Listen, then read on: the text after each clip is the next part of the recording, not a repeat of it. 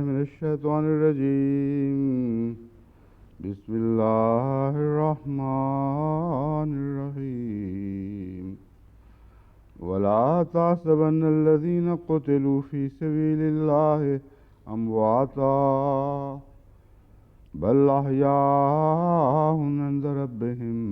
يرزقون. بل أحياء عند ربهم يرزقون فرحين بما آتاهم الله من فضله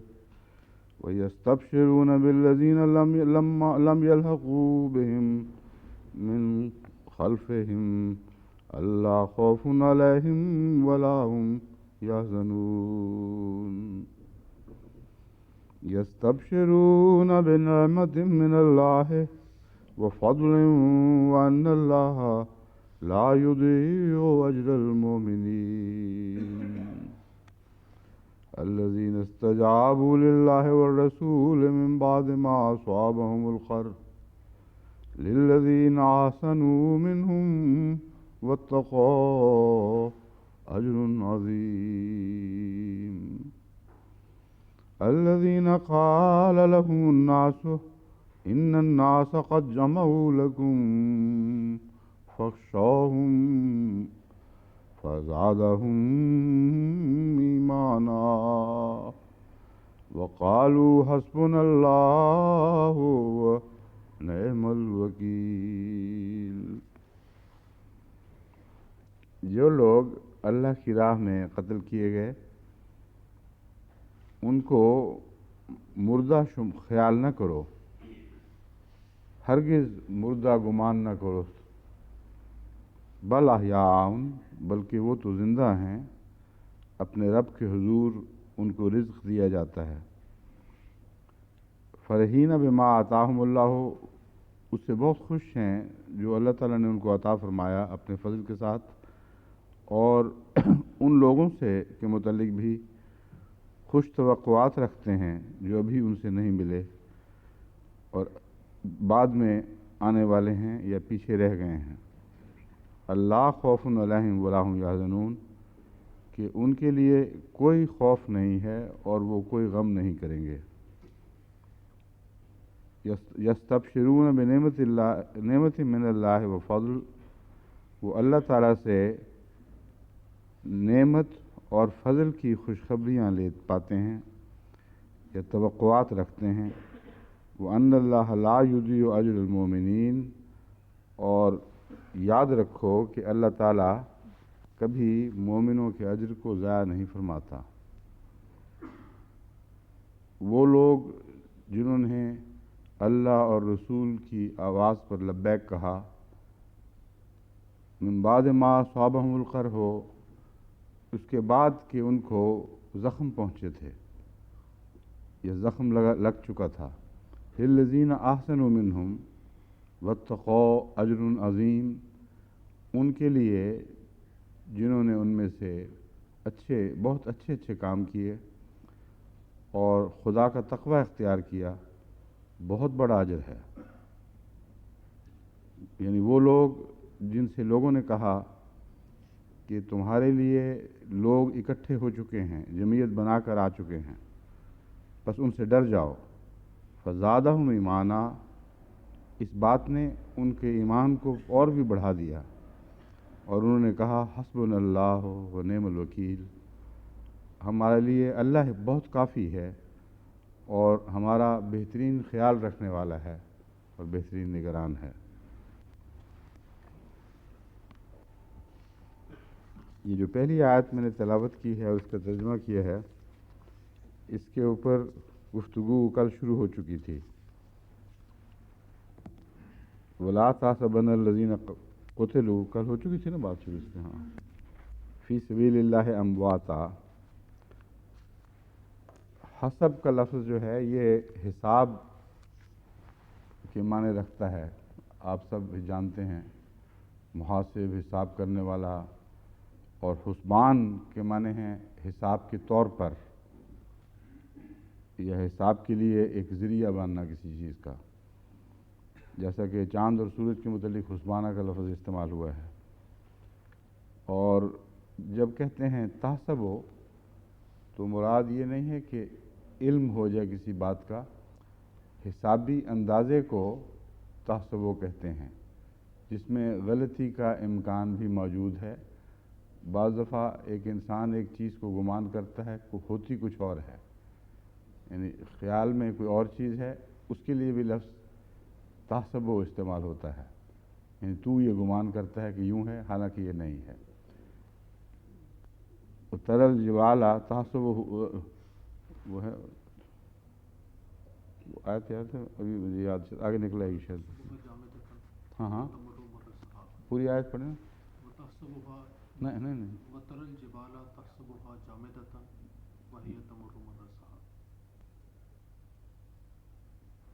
نکال لیں، ہے تمر مر صحاب تو یہ تو ٹھیک ہے، لیکن صحیح آیت پڑھنی چاہیے، بعد میں جو دوبارہ صحتیں لگواتے پھریں گے، بہتر یہی ابھی درست دیکھ کے پڑھیں۔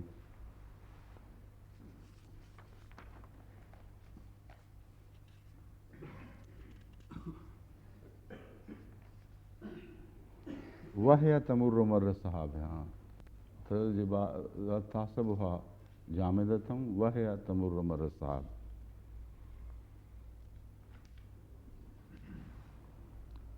موت کے متعلق کہتے ہیں جو زندگی کا برعکس ہے اسے موت کہا جاتا ہے۔ قوت عاقلہ کے ظاہر ہونے کو بھی موت سے لفظ سے بیان کیا گیا ہے، جیسا کہ میں کل بیان کر چکا تھا پہلے ہی، انک لا تسمع الموتیٰ، تو مردوں کو بات نہیں سنا سکتا۔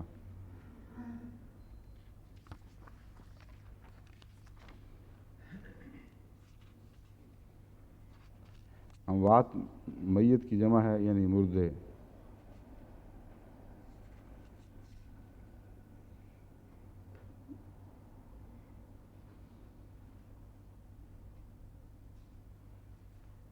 اس کی بہت سی اور بھی کانوٹیشنز ہیں، یعنی کئی اور امکانات ہیں جو اس لفظ موت کے اندر داخل سمجھے جاتے ہیں، ان کی بحث یہاں سر دست بے تعلق ہے۔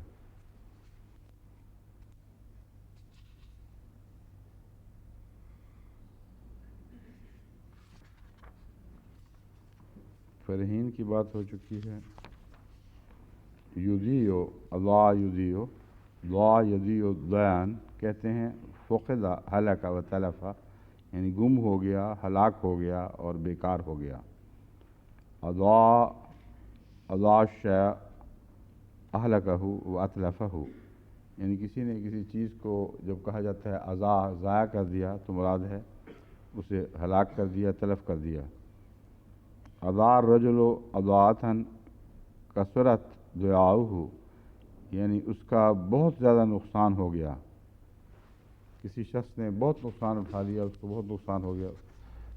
اس کے لیے اضاع کا جو وہ ہے انفینیٹیو، اس کو دہرایا جاتا ہے۔ پھر اس آیت کے متعلق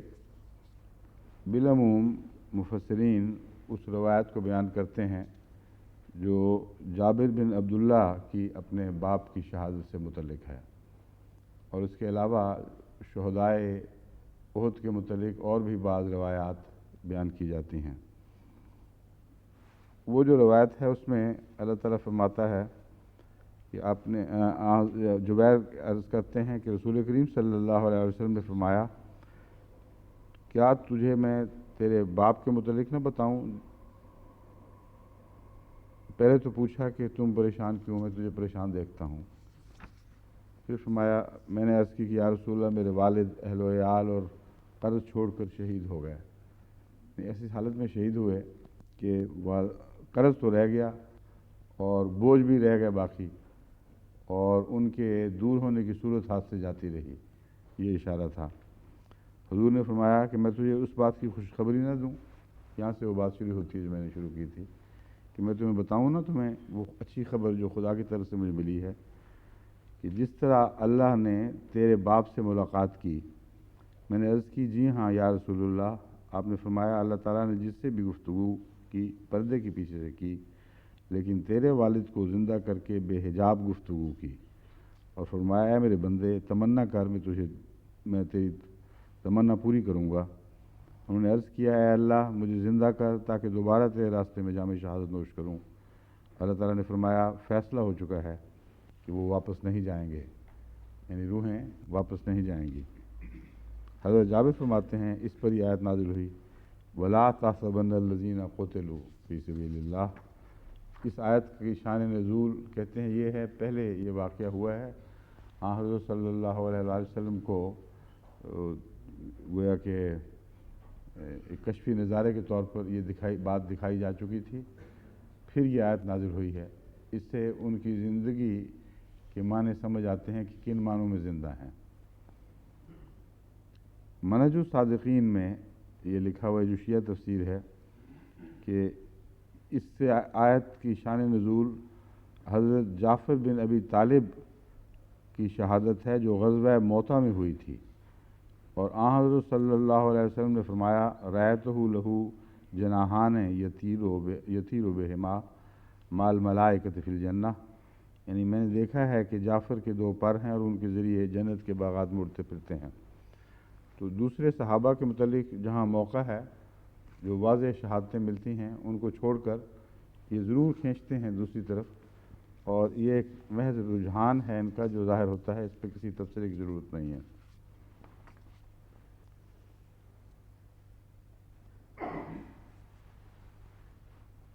ایک اور روایت میں یہی الفاظ ملتے ہیں، بجائے اس کے کہ کہا کہ میں تجھے خوشخبری نہ بتاؤں، آپ نے فرمایا، جابر بن عبداللہ سے کہا: کیا میں تمہیں اس معاملہ سے آگاہ نہ کروں جو اللہ تعالیٰ نے تیرے والد سے متعلق فرمایا ہے۔ جو روایت میں نے پہلے پڑھی تھی اس میں اللہ نے فرمایا کے الفاظ نہیں تھے، مگر میں نے بیان میں یہ شامل کیے تھے، اس لیے نہیں کہ اس روایت میں اضافہ کر رہا تھا، ان روایات کے مجموعی تاثر ہے جو میں آپ کو بتا رہا ہوں کہ، اور ویسے بھی عقلی بات ہے کہ خدا تعالیٰ کی طرف حضرت صلی اللہ علیہ وآلہ وسلم کوئی بات از خود منسوب کر ہی نہیں سکتے۔ جب بھی کوئی ایسی حدیث ہو جس میں خدا تعالیٰ کا فرمان شامل ہو، تو یہ لفظ بیچ میں مذکور ہوں یا نہ ہوں، ہمیں لازماً ترجمے میں یہ داخل کرنے ہوں گے کہ اللہ تعالیٰ نے حضور صلی اللہ علیہ وآلہ وسلم کو اس بات کی خبر دی تھی۔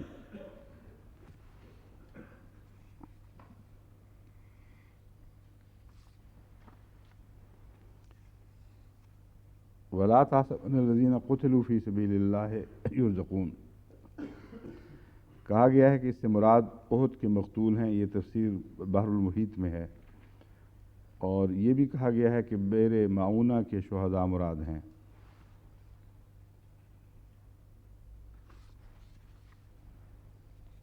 مولانا فرمان علی صاحب جو شیعہ مفسر ہیں قرآن کریم کے، وہ لکھتے ہیں: وَلَا تَحْسَبَنَّ الَّذِينَ قُتِلُوا فِي سَبِيلِ اللَّهِ أَمْوَاتًا، یہ شہدائے راہ خدا کا ذکر ہے، پھر ان کا وسیلہ چاہنا، مردوں سے وسیلہ چاہنا کب ہوا؟ اس کے علاوہ متبرک اور مقرب بارگاہ خداوندی مردوں کو وسیلہ قرار دینے میں کیا نقصان ہے، خصوصاً پیغمبر یا امام جو ہادیان دین تھے۔ یہ اس آیت سے شرک کا پہلو نکالنے کی کوشش کرتے ہیں، کیونکہ شیعوں میں ان علماء نے غلط ترجمے کر کے اور غلط حدیث کے غلط معنی کر کے شرک رائج کر دیا ہے، اور اپنے ائمہ سے یہ اس طرح مانگتے ہیں جیسے سامنے بیٹھے ہوئے کسی شخص سے مانگا جا رہا ہے، اور شہداء کے متعلق جو آیت نازل ہوئی ہے اس سے یہ استنباط کرتے ہیں، اور یہی حال بریلویوں کا ہے۔ اس معاملے میں بریلوی اور شیعہ مسلک بالکل ایک جیسا ہی ہے۔ یہ کہتے ہیں کہ اس آیت سے جب ثابت ہو گیا کہ وہ زندہ ہیں، تو پھر تمہارا یہ کہنا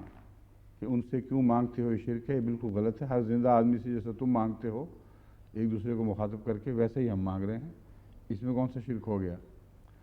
حالانکہ اس بات کو بھول جاتے ہیں کہ عند ربہم کے لفظ نے بتا دیا کہ وہ بنی دنیا سے تعلق کاٹ چکے ہیں اور اللہ کے حضور حاضر ہو چکے ہیں، اور ان کا تمہارے ساتھ معاملہ نہیں رہا۔ جو جابر بن عبداللہ والی روایت ہے، اس نے اس مضمون کو خوب کھول دیا ہے۔ اس روایت کو یہ بیان نہیں کرتے، نہ اس کی بحث میں پڑھتے ہیں، حالانکہ وہ نہایت قطعی روایت ہے، اس میں کسی قسم کی کوئی شبہ شک کی گنجائش ہی نہیں، اسی لیے غالباً اس مضمون کو وہاں سے ہٹا کر حضرت جعفر کی طرف کھینچ کر لے گئے ہیں۔ حالانکہ موقع جنگ احد کا ہے، وہاں کے شہداء کی باتیں ہو رہی ہیں، وہاں سے کسی اور غزوہ کی طرف لے کے جانا یہ کوئی معقول بات نہیں، کوئی عقلی گنجائش ہی نہیں اس بات کی۔ وہاں ان کے اس دعوے کی تردید موجود ہے۔ یہ کہتے ہیں، میر احمد علی صاحب نے بھی ایک جگہ لکھا ہے کہ یہ دیکھو جی، ہم پر اعتراض کرتے ہیں کہ ہم شرک کرتے ہیں مقتولوں سے اور شہیدوں سے مانگ کر، لیکن دراصل شہید کہتے ہی فوراً پھر ائمہ کا ذکر شروع کر دیتے ہیں۔ بات شہادت کی چلتی ہے، اور اسی سانس میں جیسا کہ آپ دوسری جگہ بھی شیعوں کی تصویروں میں دیکھیں گے، یہاں سے سند لی اور پینترا بدلا اور مضمون کو شہداء کی بجائے ائمہ پر چسپاں کر دیا، گویا کہ یہ آیت ائمہ کے متعلق نازل ہوئی ہے، وہ بھی اسی طرح زندہ ہیں جس طرح شہداء زندہ ہیں، خواہ وہ شہید ہوئے ہوں یا نہ ہوئے ہوں۔ یہ استنباط اس سے کیا جاتا ہے جس کی کوئی عقلی گنجائش نہیں۔ لیکن اس روایت میں جو جابر والی روایت ہے، اس میں یہ بات خاص طور پر ہماری رہنمائی کرتی ہے کہ حضرت رسول اکرم صلی اللہ علیہ وآلہ وسلم فرماتے ہیں، جب اللہ تعالیٰ نے ان سے پوچھا کہ میں تجھ سے بہت راضی ہوں اور بے حجاب گفتگو فرمائی، تو یہ پوچھا کہ بتا تو کیا چاہتا ہے، میں تیری رضا تجھ کو دوں گا۔ اس پر انہوں نے عرض کیا کہ اے میرے آقا، میری رضا یہ ہے کہ مجھے دوبارہ زندہ کیا جائے، میں پھر قتل کیا جاؤں، میں دوبارہ زندہ کیا جاؤں، پھر قتل کیا جاؤں، اور اس طرح چلتا رہے۔ تو اللہ تعالیٰ نے جب کہ عمومی وعدہ فرما لیا تھا، اس کے باوجود اس دعا کو قبول کرنے سے انکار فرما دیا، یہ کہہ کر انہم الیہا لا یرجعون، کہ وہ لوگ جو میری خدمت میں حاضر ہو گئے ہیں وہ کبھی واپس اس دنیا کی طرف نہیں لوٹائے جائیں گے۔ اب یرجعون والی جو آیت ہے، اس صرف شہداء کے لیے خاص نہیں، بلکہ اکثر و بیشتر اس کا اطلاق عام مردوں پر ہوتا ہے۔ وہ قریہ جس کے اہل ہلاک کر دیے گئے، ان کے متعلق اللہ تعالیٰ نے لکھ چھوڑا ہے، فرض کر دیا ہے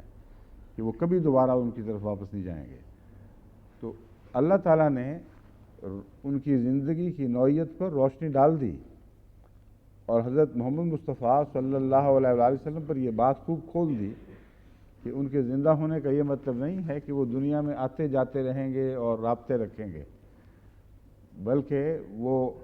ہیں زندہ روحانی معنوں میں، مگر دنیا سے بہرحال قطع تعلق ہو چکے ہیں، اور یہ خیال نہ کرنا کہ تم میں وہ گھومے پھرتے رہیں گے جس طرح زندے پھرتے ہیں۔ تو اس لیے یہ بہانہ کہ اس آیت سے مردوں سے مانگنا ثابت ہوتا ہے، بالکل جھوٹ ہے اور بے بنیاد ہے۔ پھر آن حضرت صلی اللہ علیہ وآلہ وسلم اور آپ کے صحابہ نے اس سے کیوں یہ استنباط نہ کیا؟ انہوں نے کیوں مردوں سے نہ مانگا؟ حضرت علی رضی اللہ تعالیٰ عنہ نے رسول اکرم صلی اللہ علیہ وآلہ وسلم سے کیوں نہ مانگا؟ کیونکہ سب سے زیادہ زندہ نبی تو محمد رسول اللہ ہیں، سب شہداء سے بڑھ کر زندہ ہیں، لیکن ایک ادنیٰ سی روایت بھی نہیں ملتی کہ حضرت علی رضی اللہ تعالیٰ عنہ نے حضرت رسول اکرم صلی اللہ علیہ وآلہ وسلم سے کچھ مانگا ہو۔ جب مانگا خدا سے مانگا، اور بعد میں جتنے صحابہ آئے ہیں ان کا بھی یہی دستور تھا۔ ان کے ائمہ نے کبھی، جہاں تک میری نظر ہے، ہو سکتا ہے کہیں انہوں نے کوئی روایت جھوٹی داخل کر دی ہو تو الگ بات ہے، مگر ان کے ائمہ نے کہیں نہ حضرت علی سے مانگا، نہ کسی اور سے مانگا، نہ آپس میں ایک دوسرے سے مانگا، اللہ سے مانگا ہے۔ یہ توحید خالص ہے، اور شہادت جو ہے وہ توحید خالص کی گواہی ہے۔ اصل میں توحید خالص کی گواہی سے شرک نکال لینا یہ ظلم کی انتہا ہے۔ شہید تو اس کو کہتے ہیں جو گواہ بن جائے کہ اللہ ایک ہے اور اس کے سوا دنیا کی کوئی حیثیت نہیں ہے۔ ساری دنیا میں لا الہ کا مضمون سمجھنے کے بعد اس کو ترک کر دیا گیا اور الا اللہ کہہ کر اللہ کی طرف لوٹ گئے، اسی لیے ان کو شہید کہا جاتا ہے۔ یقین تھا کہ خدا ہے، بلکہ دیکھ رہے تھے سامنے، اور دنیا کو تج کے دوسری طرف چلے گئے۔ اس آیت سے جو شہادت توحید ہے، شرک کا معنی نکالنا، میں یہ اس کے سوا کیا کہہ سکتا ہوں، حد سے زیادہ ظلم اور تاریکی ہے۔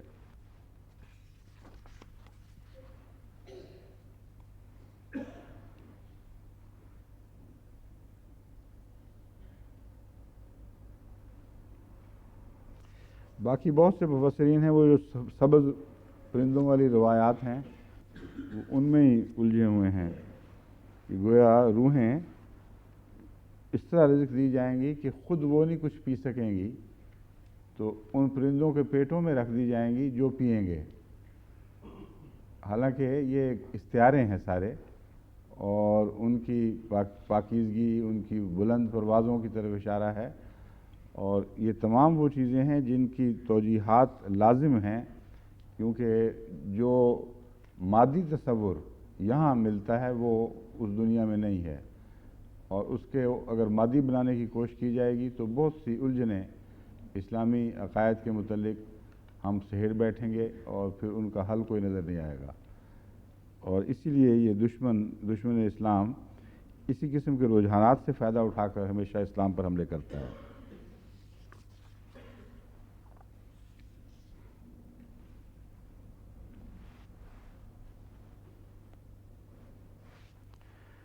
یہ وہی روایتیں مل رہی ہیں۔ ابن عباس سے کوئی روایت ہے، اس کو لے کر یہ سارے یعنی مفسرین کا رجحان، سب کا تو نہیں مگر اکثر کا، یہی ہے کہ وہ سبز پرندوں میں پہلے بند کیے جائیں گے، اور پرندے اڑتے پھریں گے اور وہ پھل کھائیں گے اور پانی پئیں گے۔ تو گویا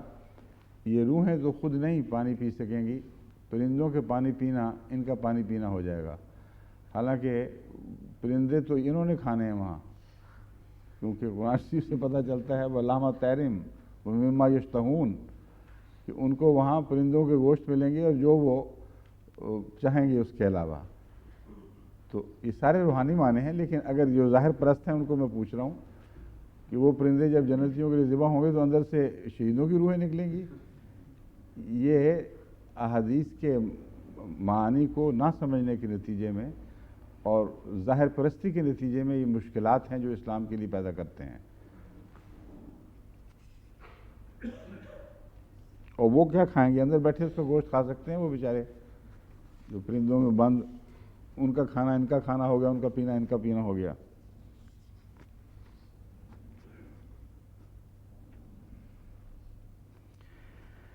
یہ بحر محیط کے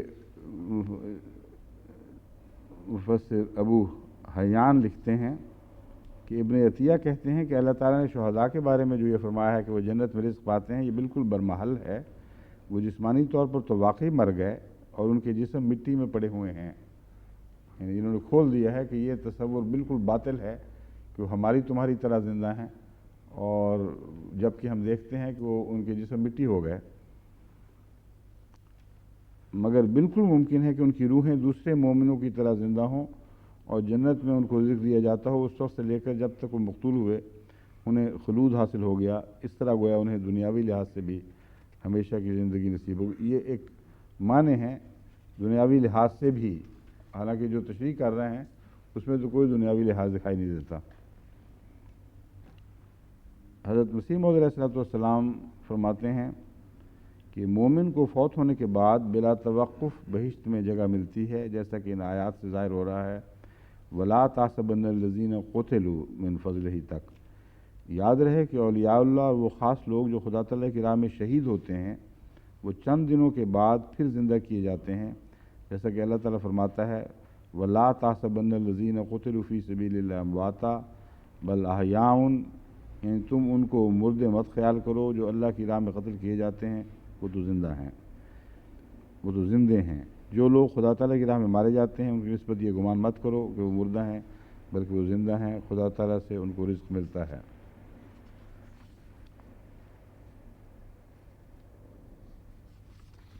یہاں حضرت مسیح موعود علیہ السلام نے جو فرمایا ہے کہ جلد زندہ کیے جاتے ہیں، اس کا اشارہ ایک حدیث نبوی کی طرف ہے۔ اس مضمون کی اور بھی احادیث ہیں، ایک ہی نہیں، کہ جب ایک انسان مر جاتا ہے تو اس کی روح کا خدا کی طرف لوٹنا کتنی دیر میں ہوتا ہے اور کیسے ہوتا ہے؟ حضرت صلی اللہ علیہ وآلہ وسلم نے فرمایا کہ جو انبیاء اور دوسری ایسی پاک روح ہیں جن کا دنیا سے تعلق کٹ چکا ہوتا ہے، ان کا 3 دن کے اندر صعود ہوتا ہے، اور باقی جو مومنین ہیں ان کا 40 دن تک کے عرصے میں صعود ہوتا ہے۔ یہ حدیث اور بعض دوسری احادیث ہیں اور بعض آیات قرآنیہ ہیں جو اس مضمون پر روشنی ڈالنے والی ہیں، ان کی روشنی میں جب اس مسئلے کو دیکھا جائے کہ شہداء سے کیا ہوتا ہے تو معاملہ سمجھنا اتنا آسان نہیں رہتا، بلکہ بہت سی اس میں پیچیدگیاں پیدا ہو جاتی ہیں۔ اس لیے ضروری ہے کہ اس موضوع پر کچھ مزید تفصیل سے آپ کو سمجھانے کی کوشش کروں۔ قرآن کریم سے پتہ چلتا ہے کہ جب سور پھونکا جائے گا تو مردے جی اٹھیں گے اور قبروں کو پھاڑتے ہوئے وہ تیزی کے ساتھ اس آواز پر دوڑیں گے جو ان کو جلانے کی آواز، یعنی دوبارہ زندگی عطا کرنے کی آواز ہوگی۔ ایک یہ ہے جو پیش نظر رکھنی چاہیے بات، اور یہ مضمون بڑی قطعیت کے ساتھ قرآن کریم میں بیان ہوا ہے۔ دوسری طرف یہ آیت جو شہداء کی مان زندگی کی بات کرتی ہے، یعنی مرنے کے مان بعد گویا وہ زندہ ہو گئے۔ تیسری طرف وہ حدیث جس میں انبیاء کی زندگی کا ذکر انبیاء کے روحوں کے صعود کا ذکر ملتا ہے، اور زیادہ سے زیادہ تیز رفتاری سے 3 دن بیان کیے گئے ہیں۔ حضرت مسیح موعود علیہ السلام نے جو مان کی بجائے چند دن ترجمہ فرمایا ہے، وہ یہی حکمت ہے کہ جو آیات محمد رسول اللہ صلی اللہ علیہ وسلم پر نازل ہوئیں ان کا بہتر ترجمہ اور صحیح ترجمہ آپ ہی جانتے تھے، آپ ہی کو پتہ تھا کہ اس کا حقیقی مفہوم کیا ہے۔ بس جب کہا جاتا ہے کہ ان کو مردے شمار نہ کرو، وہ زندہ ہیں، یہ نہیں سوچا جاتا کہ وہ آیت کب نازل ہوئی ہے۔ جب یہ آیت نازل ہوئی ہے اس وقت قطعی طور پر وہ روحانی زندگی اختیار کر چکے تھے جس کا ذکر ملتا ہے۔ اس ضمن میں ایک مزید آپ کو بات بتاؤں کہ میر احمد علی صاحب کا خیال ہے کہ احمدی مفسرین یہاں پہنچ کر بالکل خاموش ہو جاتے ہیں، ان کی زبانیں گنگ ہو جاتی ہیں، کچھ نہیں کہتے، کیونکہ اس کے وہ روحانی معنی کر ہی نہیں سکتے، اس کا لفظی ترجمہ کرنے پر مجبور ہیں، اس لیے بولتے کچھ نہیں۔ بولتے تو ہیں، تمہیں سنائی نہیں دیتا، کان کھول کے توجہ کرو۔ تو شروع سے ہی جماعت احمدیہ کا یہی مسلک ہے کہ جب شہداء کی زندگی کی بات کی جاتی ہے کہ ان معنوں میں نہیں ہے جن معنوں میں عام انسان کی زندگی ہے، ورنہ اللہ تعالیٰ یہ نہ فرماتا کہ عند ربہم یرزقون، کہ وہ اللہ کے حضور رزق دیے جاتے ہیں، بندوں میں کوئی رزق ان کو نہیں ملتا، ورنہ وہ لوگوں میں بھی آ کے کھاتے پیتے اور مانگتے اور بیٹھ کے گپ شپ لڑاتے، اور پھر ان کا وجود بھی مختلف ہے، ان کا جسم مٹی ہوا قبروں میں نیچے پڑا، قبروں کے نیچے پڑا ہے۔ اس لیے احمدی شروع سے ہی ہمیشہ سے بلا استثناء بلا خوف یہی مسلک رکھتے ہیں کہ روحانی زندگی کی باتیں اور مرنے کے بعد کی باتیں اکثر انسان کی فکر کی پہنچ سے دور کی باتیں ہیں، اور جیسا کہ قرآن کریم نے فرمایا ہے ہم تمہیں ایسی صورت میں اٹھائیں گے اور اس بات پر قادر ہیں کہ تمہیں اٹھائیں جس کا تمہیں کوئی شعور نہیں ہے کہ کیا ہونے والا ہے۔ پھر جنت کے متعلق اللہ تعالیٰ فرماتا ہے قرآن کریم میں کہ ارضها السماوات والارض، اس کا دائرہ، اس کا محیط زمین و آسمان ہے۔ تو یہاں کون سی جنت یہ دیکھتے ہیں، اگر ظاہری ترجموں پر اصرار ہے تو یہ جو ہمارے لیے آج کل دنیا انسانوں نے جہنم بنائی ہوئی ہے، یہی جنت بھی ہے۔ تو اس کا مطلب یہ ہے کہ مفہوم سمجھتے نہیں، تو صحابہ کو بھی یہ غلط فہمی ہونے لگی تھی۔ رسول اللہ صلی اللہ علیہ وآلہ وسلم نے دور فرما دی، صحابہ نے کہا یا رسول اللہ اس جنت کا عرض اور اس کا محیط تمام کائنات کے برابر ہے؟ ہم نے فرمایا ہاں، یہی قرآن کریم فرما رہا ہے۔ تو انہوں نے کہا پھر جہنم کہاں ہوگی؟ ہم نے فرمایا یہیں ہوگی، تمہیں شعور نہیں ہے۔ تو وہ باتیں جن کو قرآن اور حدیث کھول کر بیان کر رہی ہیں کہ ان کو ظاہر پر معمول نہ کرو، یہ ایسی باتیں ہیں جو تمہارے حواس خمسہ کی پہنچ سے باہر کی باتیں ہیں. ایسی کائنات کی باتیں ہو رہی ہیں جن کی ڈائمینشنز مختلف ہیں، اس لیے تم ان کو سوچ بھی نہیں سکتے. جیسا کہ میں نے مثال دی تھی، ایک اندھے کو لاکھ سمجھائیں آپ کہ سفید اور سرخ میں فرق کیا ہے اور کالے اور گورے میں کیا تمیز کی جاتی ہے، کچھ پتہ نہیں پڑے گا. ساری عمر تقریریں کرتے ہیں، اس کو کچھ سمجھ نہیں آئے گی. حالانکہ بڑے بڑے ذہین اندھے ہوتے ہیں اور حیرت ہوتی ہے ان کی ذہانت پر، ان کی تیزی پر، ان کی یادداشت کی تیزی اور پختگی پر. لیکن جو خدا نے بات ودیت نہیں فرمائی وہ بندے کے اختیار سے باہر ہے. بس یہ بات ہے، وہاں کچھ اور ایسے حواس انسان کو عطا ہوں گے جن کے نتیجے میں وجود کا تصور بدل جائے گا. لیکن جو بھی ہے، اس بات پر ایمان لازم ہے کہ عند ربہم یرزقون، وہ زندہ ہیں ان معنوں میں کہ انہیں ہوش آ چکی ہے اور اپنے رب کے حضور وہ رزق دیے جاتے ہیں. اب رہا باقی معاملہ کہ آیات قرآنی سے یہ جو ثابت ہے کہ مردے قبریں پھاڑ کر نکلیں گے، اور یہ اس وقت ہوگا جب کہ وہ ان کو آخری سور کے ذریعے بلایا جائے گا. اور قرآن کریم یہاں تک فرماتا ہے کہ وہ جب اٹھیں گے تو یہ گمان کریں گے کہ ہم ایک دن یا اس کا کچھ حصہ رہے ہیں. اور پھر آپس کی گفتگو بھی قرآن کریم نے محفوظ فرمائی ہے کہ ان کی باتوں سے یوں لگے گا کہ وہ پوچھیں گے کہ بھلا کتنے دن رہے، تو بعض کہیں گے چند دن، بعض کہیں گے کہ ایک دن یا اس کا کچھ حصہ. اور یہ بھی درست نہیں، اس سے بھی کم ہے. اللہ تعالیٰ بہتر جانتا ہے کہ وہ کتنا رہے. تو یہ ساری باتیں ایک طرف، دوسری طرف شہداء کا اچانک زندہ ہو کر ان کے مانگنے پر عطا کر دینا کچھ، یہ بالکل متضاد تصورات ہیں. اس مضمون کے متعلق میں نے تفصیل سے بعض دفعہ سوال و جواب کی مجالس میں روشنی ڈالی ہے، لیکن اس آیت کے ذکر میں مختصراً پھر آپ کو بتاتا ہوں کہ جو قرآن کریم کے مطالعہ سے مجھ پر مضمون کھلا ہے وہ یہ ہے. اس میں اور بھی آیات ہیں جو پیش نظر رکھنی ہوں گی. اللہ تعالیٰ فرماتا ہے وما خلقکم ولا بعثکم الا کنفس واحدہ، کہ تمہاری پیدائش اور تمہاری بعثت، دوبارہ جی اٹھنا، اس کی مثال ایسی ہی ہے جیسے ایک نفس واحدہ پیدا ہوتا ہے. اس پر غور کرو. اس پر جب ہم غور کرتے ہیں تو شعور کے مختلف مدارج ہمارے سامنے ابھرتے ہیں، اور ان مختلف مدارج کی روشنی میں شعور کے اتنے زیادہ سطحیں قائم ہو جاتی ہیں کہ اگر ایک سطح سے شعور کی ادنا سطحوں کی طرف دیکھا جائے تو وہ لاشعوری کی حالت دکھائی دے گی، اور نچلی سطح سے اوپر کی طرف دیکھا جائے تو جو دیکھنے والا ہے اس کو سمجھ ہی نہیں آ سکتی کہ شعور ہوتا کیا ہے. نفس واحدہ کی مثال پر غور کریں، پھر سارا مضمون کھل جائے گا. نفس واحدہ اس طرح پیدا ہوتا ہے کہ ایک ماں کے پیٹ میں باپ اور ماں کے نطفے کے ملنے سے، امتزاج سے ایک زندگی کی شکل ظاہر ہوتی ہے، اور اس زندگی کی شکل میں اور اس بچے کی شکل اور صورت اور تکمیل میں جو پیدا ہو رہا ہے، چیختا چلاتا ٹانگیں مارتا باہر آ گیا ہے، اس میں زمین آسمان کا فرق ہے. اتنا نمایاں فرق ہے کہ آدمی جتنا چاہے دماغ کو گھما کے دیکھ لے اس کو کچھ سمجھ نہیں آئے گی کہ اتنی بڑی تبدیلی.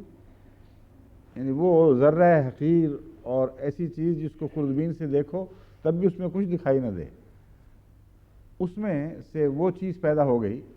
جس کے متعلق قرآن کریم فرماتا ہے سمیعًا بصیرا. وہ اچانک وہ سننے والا اور دیکھنے والا وجود نکل آتا ہے. تو ان دونوں کے درمیان کتنا بڑا بعد ہے، اور اس کے باوجود یہ قطعی بات ہے کہ وہی آغاز کی چیز اس نیک انجام کو پہنچی ہے. سوال یہ ہے کہ اگر بچے کی طرف سے دیکھا جائے تو اس آغاز کی چیز جو ہے اس کا کچھ بھی شعور نہیں ہے، لیکن اگر سائنس کے نقطۂ نگاہ سے دیکھا جائے تو اس چیز کا جو اندر پل رہی ہے، ماں کے پیٹ میں پل رہی ہے، ہر لمحہ ایک شعوری لمحہ ہے، کچھ نہ کچھ احساس اس کا موجود ہے جو رد عمل دکھاتا ہے، اور ہر بات جو ماں پر گزرتی ہے اور جو تبدیلیاں اس کے خون میں پیدا ہوتی ہیں اس کا اثر اس پر پڑتا ہے اور اس کے نتیجے میں رد عمل بھی دکھاتا ہے۔ یہ شعور رفتہ رفتہ بڑھتا جاتا ہے، یعنی شعور کا اگر اب بیج نہ ہو تو بڑھ سکتا ہی نہیں۔ موت تو ایک دم شعور نہیں بنتی، یہاں شعور سے آغاز ہو چکا ہے اور وہ شعور رفتہ رفتہ ترقی کرتا ہوا یہاں ترقی کر جاتا ہے کہ ابھی بچہ پیدا نہیں ہوا، چند مہینے پیدا ہونے میں باقی ہیں، تو ماں جو غصے کی بات سنتی ہے اس کا بچہ رد عمل دکھاتا ہے، چیخم چہاڑا پڑ رہا ہے، کوئی خوف کا مقام ہے تو بچہ ٹانگیں مارتا ہے اور بے چین ہوتا ہے، اور پرسکون باتیں سنتی ہے، محبت اور پیار کی باتیں سنتی ہے تو وہ بچہ اس کا بہت ہی پیارا رد عمل دکھاتا ہے، اس سے تسکین آ جاتی ہے، وہ آرام سے گویا ریلیکس ہو گیا ہے۔ یہ تصویریں سائنسی آلوں کے ذریعے کھینچی جا چکی ہیں، یہ فرض کی باتیں نہیں رہیں، اس کے متعلق پوری گہری تحقیق ہو چکی ہے، یہاں تک کہ سائنسدان کہتے ہیں کہ بعض مائیں جو پہلے اپنے پیٹ پر ہاتھ پھیرتی اور اپنے بچوں سے باتیں کیا کرتی تھیں ان کو لوگ پاگل سمجھتے تھے، لیکن اب یہ ثابت شدہ حقیقت ہے کہ اس کا اثر ضرور پڑتا ہے۔ اسی لیے ماحول کو پاک صاف رکھنا چاہیے، میاں بیوی کو آپس میں لڑنا نہیں چاہیے، گندے خیالات سے پرہیز کرنا چاہیے، بیہودہ باتوں سے پرہیز کرنا چاہیے، اور تربیت پیدائش سے پہلے شروع کر دینی چاہیے۔ مگر جو فرق ہے وہ میں آپ کو دکھا رہا ہوں کہ شعور موجود ہے، لیکن جو اگلی بات قابل غور اور لطیف بات ہے وہ یہ ہے کہ اللہ تعالیٰ نے ہماری نئی تخلیق کی مثال بچے سے دے کر ہمیں یہ سمجھایا کہ جس کو تم شعور سمجھ رہے ہو وہ پوری طرح بیدار بھی ہو، تو اس شعور کے مقابل پر جو آئندہ جا کے تمہیں نصیب ہوگا اس کی حیثیت بالکل ایسی ہے جیسے ایمبریو کی پہلی سٹیج، یعنی بچے کا اپنا ابتدائی شکل اختیار کر لینے کی حالت کا فرق اس حالت سے ہے جو بچہ پیدا ہو رہا ہے اور سمیع بصیرہ کے طور پر پیدا ہو رہا ہے۔ اب اس کو بھی شعور کہہ رہا ہے خدا تعالیٰ، تمہارا مرنے کے بعد جو آغاز ہے وہ تم دیکھ رہے، تم جہاں تک تمہارا تعلق ہے تمہیں محسوس ہوگا تم موجود ہو، اگر یہ نہ ہو تو پھر وہ حدیثیں کوئی معنی نہیں رکھتی جن میں عذاب قبر کی یا قبر میں جنت کی کھڑکیوں کے کھلنے کی بات فرمائی گئی ہے۔ اگر احساس ہی نہ ہو اور اس طرح کے مردے ہوں جیسے تصور کیے جاتے ہیں تو پھر تو وہ بالکل کسی چیز کو محسوس ہی نہیں کر سکتے۔ سوال کیسے پیدا ہوتا ہے کہ مرے ہوئے جسم ہیں اور جنت سے لطف اٹھا رہے ہیں یہ ہواؤں سے، اور جہنم کی گرمی کا دکھ محسوس کر رہے ہیں۔ بس وہ جو باسط ثانیہ ہے، وہ سور جو پھونکا جائے گا اس پر جو شعور انسان کو نصیب ہوگا اس کی کوئی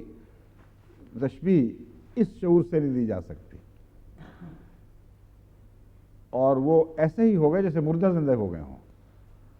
جس طرح بچہ جب پیدا ہو کر چیختا ہے اور ٹانگیں مارتا اور اس کو ساتھ مائیں کھیلتی اور لوگ اس کو اٹھاتے اور دلاسے دیتے ہیں، وہ کیفیت اور وہ پہلے دن کا اگر وہ جو حمل کی شکل ہے وہ اگر اسقاط ہو جائے اس کا مقابلہ کر کے دیکھیں، اسے گلے لگا کے ایسے چمکار سکتے ہیں، ایسی پیار کی باتیں کر سکتے ہیں، اس کو تو کچھ پتہ نہیں اس کے مقابل پر۔ تو قیامت کے دن جی اٹھنا اس نئے شعور کے ساتھ جی اٹھنا ہے جس کی طرف قرآن کریم اشارہ فرماتا ہے، اور دوسری جگہ فرماتا ہے، اور بصروں کا حدید والی آیت کون سی ہے؟ ہاں، بصروں کا یوم حدید،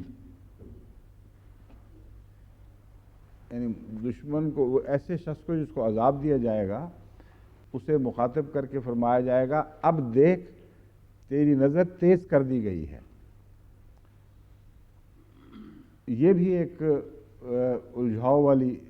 بات ہے جسے دور کرنا ضروری ہے۔ ایک جگہ فرمایا ہے وَمَنْ فِي هَٰذِهِ أَعْمَىٰ فَهُوَ فِي الْآخِرَةِ أَعْمَىٰ، جو اس دنیا میں اندھا ہے وہ اس دنیا میں بھی اندھا اٹھایا جائے گا۔ دوسری جگہ فرمایا ہے اب پہچان لے تو نے کیا تو کرتا رہا ہے، وہ بصروں کل یوم حدید، تیری نظر بہت تیز کر دی گئی ہے، جو پہلے تو نہیں دیکھ سکتا تھا وہ اب دیکھ سکتا ہے اور اس کی تکلیف محسوس کر سکتا ہے۔ ان دو میں بھی بظاہر تضاد نظر آتا ہے، جو مرنے کے بعد کی باتیں ہیں ان کو اس طرح قرآن کریم نے بیان فرمایا ہے، ایک پہلو پر روشنی ڈالتا ہے تو ہم اپنی کم فہمی کی وجہ سے اس کا ایک اور معنی لے لیتے ہیں، دوسرے پہلو پر روشنی ڈالتا ہے تو اس کو اور معنی لے لیتے ہیں۔ اندھا جب کہا جاتا ہے تو اس سے مراد روحانی کیفیات سے لذت نہ حاصل کرنا ہے، یعنی وہ تمام روحانی لذات جن کا رویت سے تعلق ہے، خدا تعالیٰ کی ہستی، اس کی صفات، ان کے حقیقی جلوے سے تعلق ہے، ان باتوں میں وہ کوئی شخص یہاں اندھا ہے تو وہاں بھی اندھا ہی اٹھے گا، یعنی اللہ کی رویت، اس کا جلوہ قریب آنے کی وجہ سے اس کو کوئی لذت نہیں پہنچا سکے گی، لیکن جہاں تک اپنی گندی باتوں کو دیکھنے کا تعلق ہے، اس دنیا میں بھی تو دیکھتا تھا، ایسا اندھا تو نہیں تھا کہ اپنی غلیظ باتیں بھی نہیں دیکھ سکتا تھا، اچھی باتیں نہیں دیکھ سکتا تھا، وہ گندی باتیں دیکھنے کی اس کی نظر اور تیز ہو جائے گی وہاں، اور ان کا دکھ محسوس کرے گا، اور نیک باتیں دیکھ کر تکلیف محسوس کرے گا، کیونکہ اس کی لذت ان چیزوں میں نہیں ہے۔ بس اندھا ہونے کے معنی روحانی رویت سے اس دنیا میں استفادہ کرنا، اور اس دنیا میں بھی اگر یہاں محروم ہے، اندھا ہونے سے مراد ہے اس دنیا میں استفادہ کرنے کی صلاحیت نہ رکھنا، اور اس دنیا میں بھی مرنے کے بعد اس صلاحیت سے محروم اٹھنا، یہ مراد ہے۔ اور جہاں نظر کی تیزی کا تعلق ہے وہاں عذاب کے تعلق میں وہ چیزیں جو پہلے اس کو دکھائی نہیں دے رہی تھیں جب دکھائی دیں گی تو اس کے عذاب میں اضافہ ہوگا، اور وہ چیزیں اگر اچھی بھی ہیں تو جب ان کا اچھا ہونا اس کو نظر آئے گا تو پھر اس کی تکلیف بڑھ جائے گی، ان معنوں میں وہ اندھا نہیں ہے، اس لیے کوئی تضاد نہیں ہے بلکہ دو مختلف حالتیں بیان ہو رہی ہیں۔ آپ نے مجھے کہا تھا کہ ٹانگ سو جائے تو ٹیک لگا لوں، ہیں دیکھتے ہیں۔ ڈاکٹر نسیم رحمۃ اللہ صاحب نے بھی وہاں سے فیکس بھیجی تھی کہ یہ جو ٹانگیں سونا ہے اس کا علاج یہ ہے کہ ٹیک لگائی جائے، اور اس سے دباؤ کم ہو جاتا ہے شریانوں پر، تو یہ تجربہ بھی کر کے دیکھ لیتے ہیں، مگر یہ پھر بہت دور ہے، اتنا دور جاتے ہوئے گھبراہٹ ہوتی ہے۔ چلیں، کیوں نکالی آیا تھا آپ نے؟ نہیں نکل سکتا۔ اچھا، بصروں کل یوم حدید، اتنا تو ہے ہی، بصروں کل یوم حدید، لیکن پورا اس سیناریو جس منظر میں وہ بات ہوئی ہے، یا تناظر کہتے ہیں، وہ میں چاہتا تھا۔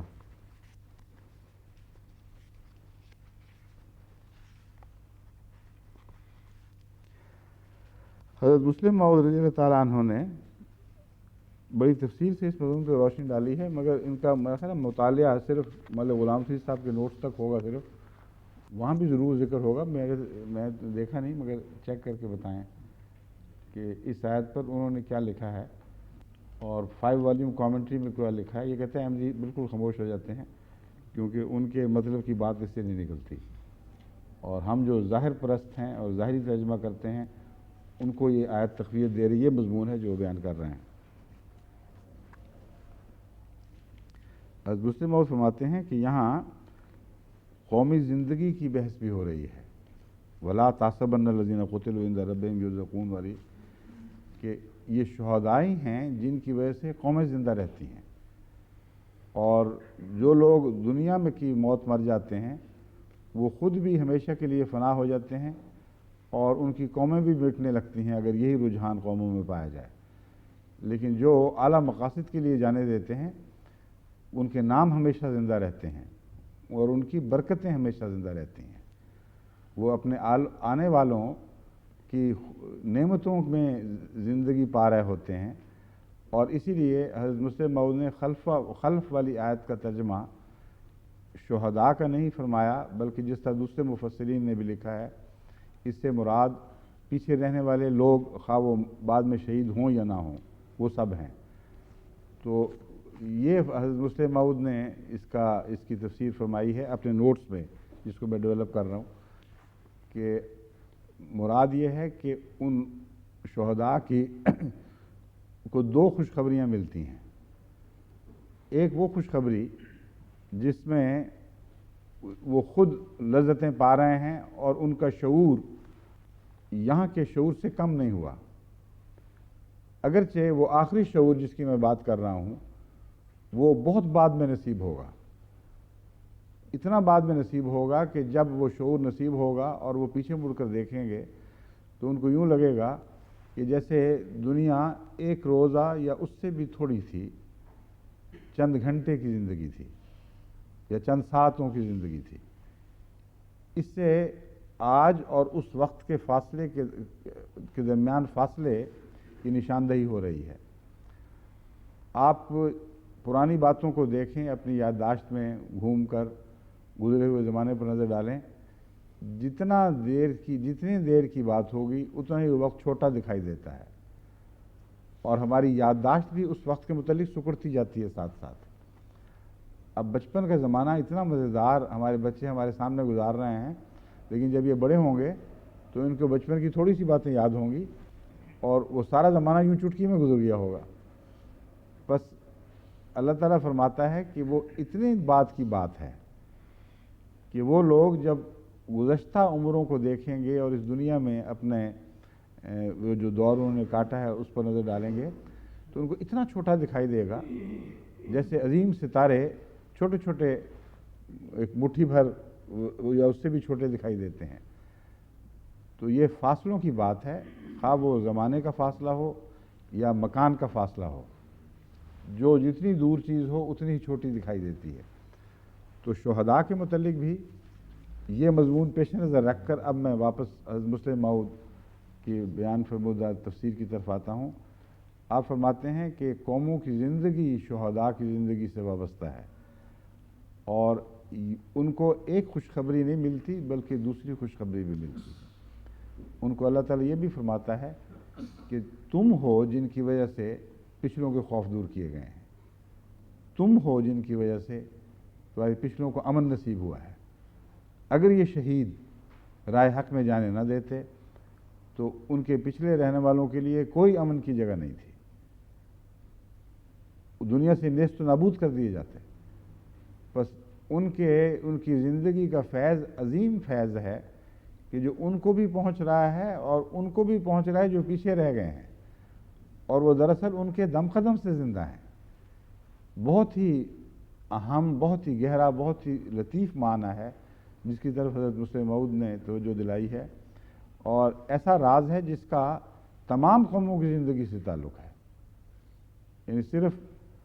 دینی پس منظر میں ہی نہیں بلکہ دنیاوی پس منظر میں بھی قوموں کی زندگی کا راز اس میں ہے کہ جو زندہ ہیں وہ ان کو زندہ رکھنے کے لیے جو ان کے پیچھے ہیں اپنی جانیں قربان کر دیں. ان کو تو کوئی دوسرا اجر نہیں ملتا، وہ تو اس دنیا کا، مگر اس دنیا کا اجر ان کو مل جاتا ہے.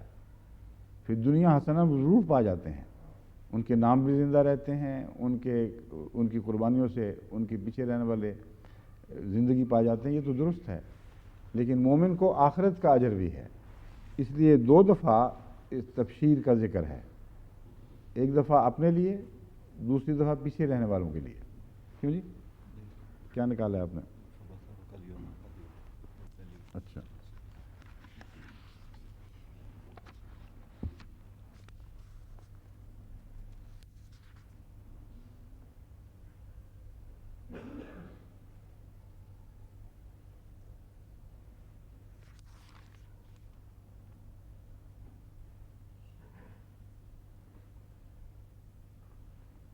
یہ مضمون لمبا چل رہا ہے، کہاں سے شروع کروں؟ اس میں اس وقت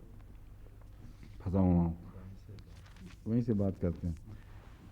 لقد كنت في غفلة من هذا فكشفنا عنك غطاءك فبصرك اليوم حديد. کہ اللہ تعالیٰ اس سے شخص سے کہے گا جس کو عذاب دیا جائے گا، پہلے ذکر لازم ہے، کچھ کرنا پڑے گا. سوری، یہاں سے یہ یوں لکھا گیا. اچھا، پہلے تو ہمارے قرآن کریم میں انگریزی طرز پہ چلتا تھا اور ترجمہ بھی دائیں سے بائیں چلتا، بائیں سے دائیں کی طرف. اس میں وہ ہے جو اب ٹھیک ہے. پھر مجھے سمجھ نہیں آ رہی تھی، وہ بات کچھ بن نہیں رہی تھی.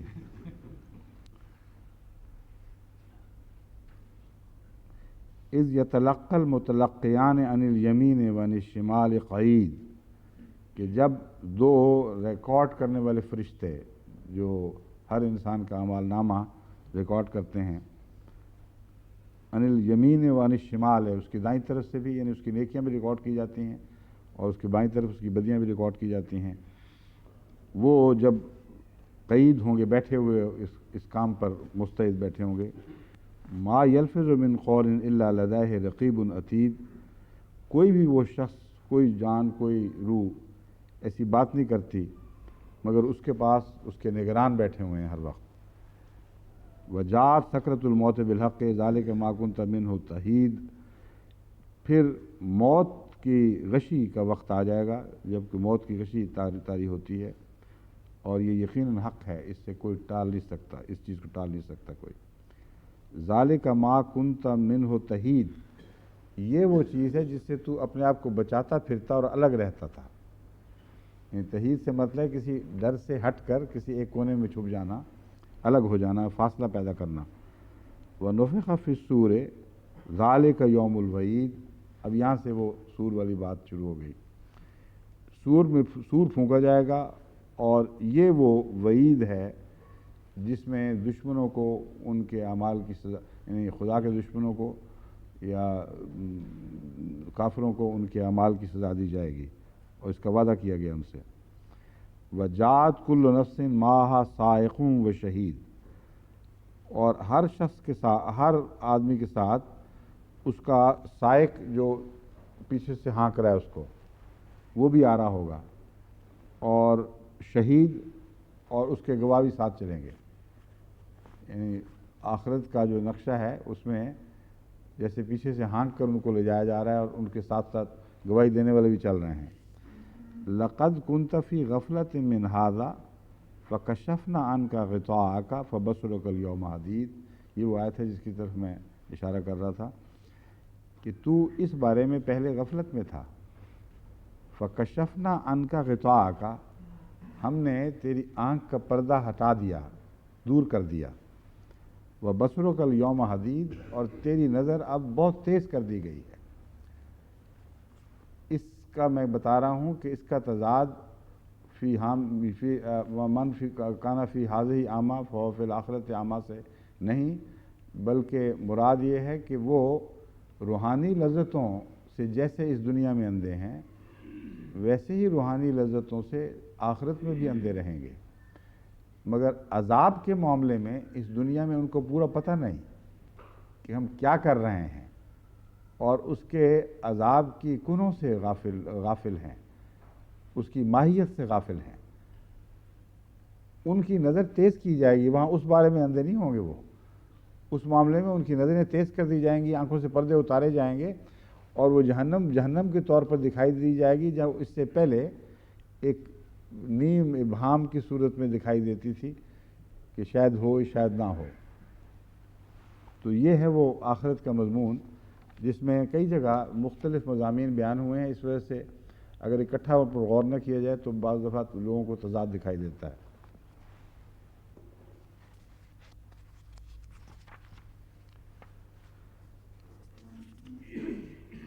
فرحین بما آتاہم اللہ ولا هم یحزنون، یہ کہ وہ اپنے پچھلے رشتہ داروں سے خوش ہیں کہ ان پر کوئی خوف اور حزن نہیں. یہ حضرت مسلم موعود نے ترجمہ کیا پچھلے رشتہ داروں سے. لیکن اس کے آیت کے سیاق و سباق سے یہ بات بھی ثابت ہے کہ دوسرا ترجمہ بھی جائز ہے کہ وہ ان لوگوں کے بارے میں بھی خوشخبری حاصل کرتے ہیں جو شہید ہو کر بعد میں ان سے ملنے والے ہیں. حضرت مسلم موعود نے 3 اس کے ترجمے پیش کیے ہیں. یہ کہ وہ پچھلے رشتہ داروں کے متعلق خوش ہیں کہ ان کے مرنے کے بعد ان پر حقیقت کھل گئی ہے، ان کو پچھلوں کا کوئی غم نہیں، وہ ترقیات حاصل کریں گے. مرنے کے بعد ان کو یہ معلوم ہو گیا کہ مسلمانوں کو آئندہ بھی بہت سی فتوحات حاصل ہوں گی. تو خلف سے مراد وہ سارے لوگ اور ان کی آئندہ آنے والی نسلیں ہیں. مرنے سے پہلے ان کو اتنا وضاحت کے ساتھ ان کی نیک انجام کی خبر نہیں تھی. شہادت کے بعد ان کو خوش کرنے کے لیے اللہ تعالیٰ ان کے آئندہ حالات ان پر روشن فرمائے گا، اور یہ مضمون ایسا ہے جیسے کسی کو غم پہنچے تو اس کو تسلی کی خاطر انسان اچھی چیزوں کی طرف اس کی توجہ مبذول کرتا ہے۔ وہ اپنے پیچھے عزیز چھوڑ کے آئے ہیں اور بہت سے پیارے پیچھے رہ گئے ہیں، ان کو لازماً احساس ہوگا اگر ان کو شعور بیدار ہے یا پہلے سے کچھ بڑھ کر بیدار ہو گیا ہے، تو ان کی تسلی کے لیے بتایا جا رہا ہے کہ جن کو تم پیچھے چھوڑ کے آئے ہو وہ اللہ کی حفاظت میں ہیں، ان کا خدا نگران ہے۔ اور یہ مضمون حضرت عبداللہ بن جبیر کے سوال کا جواب معلوم ہوتا ہے۔ حضرت عبداللہ بن جبیر نے حضرت صلی اللہ علیہ وسلم سے یہ عرض کیا تھا کہ یا رسول اللہ، وہ شہید ہونے والا اپنے پیچھے بہت سے بچے چھوڑ گیا ہے اور قرضے چھوڑ گیا ہے، تو ان کو جو خوشخبری دی رسول کریم صلی اللہ علیہ وآلہ وسلم نے، اس خوشخبری کے علاوہ قرآن کریم نے کچھ اور باتیں اس سلسلے میں بیان فرمائیں، اور یہ بیان کیا ہے کہ وہ جو تم سمجھتے ہو کہ پچھلے رہ گئے ہیں ان کو کون پرسان حال ہوگا، ان کا پرسان حال اللہ ہے، اور ان جانے والوں کو تسلی دے چکا ہے، اور وہ بہت خوش ہو رہے ہیں کہ ہمارے بعد ہمارے حال ان کے حال ہم سے بہتر، ہماری موجودگی کی نسبت بہتر ہو جائیں گے۔ اور یہ وہ امر واقعہ ہے جس کا تعلق انفرادی اور خاندانی دائروں سے بھی ہے اور وسیع تر قومی دائرے سے بھی ہے۔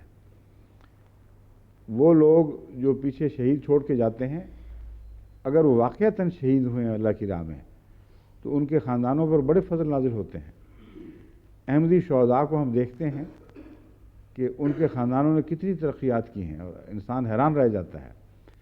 اور بہت سے ان شہداء میں سے ایسے ہیں جو جانتے ہیں کہ یہ فیض ہمارے بزرگوں کی شہادت کا ہے جو ہم کھا رہے ہیں، اور اس بارے میں جب بھی ان سے کوئی بات ہو یا کوئی خط و کتابت میری چلتی ہے